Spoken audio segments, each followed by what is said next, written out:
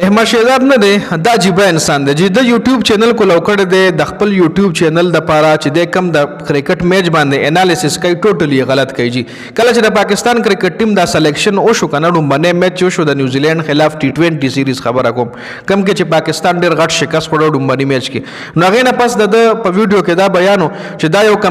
کمزور ټیم منتخب شوی دی او دا په دې وجه منتخب شوی چې دا ناکام شي او بابر اعظم او رضوان واپس ټیم تراشي د په ویډیو کې غټه موټو دا و په دې باندې د خبرې کول چې دا ټول رضوان او بابر لا چل دی به ناکام شوی به ټیم ته واپس راشي بیا دویم میچ نه پس دا بیان جاری کو دویم میچ هم پاکستان په غټ مارجن باندې بایلو شرمناک شکست پکې خوړو بیا وی چې دا هغه کلاډیان خو نه دي چې چا په ډومېسټک کې ښه پرفارمنس ورکړي دي نو دې څنګه تاسو دا پاکستان ټي20 ټیم کې سلیکټ شوی دي وای تاسو له پکار چې ډومېسټک کرکټ کې چا ښه پرفارمنس کړي هغه تاسو په دې ټیم کې سلیکټ کړي وي او بابر او رضوان تاسو بچ کوي ما تاسو ټول چل بابل او رضوان لا جوړ کړي د خپل ویډیو کې په دویم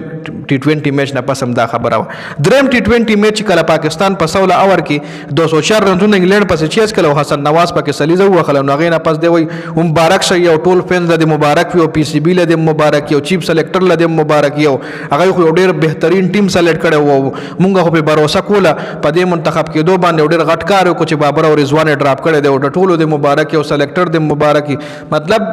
په یو میچ بدلی میچ رزلټ چینج کېدو سره د بیان هم چینج کېدو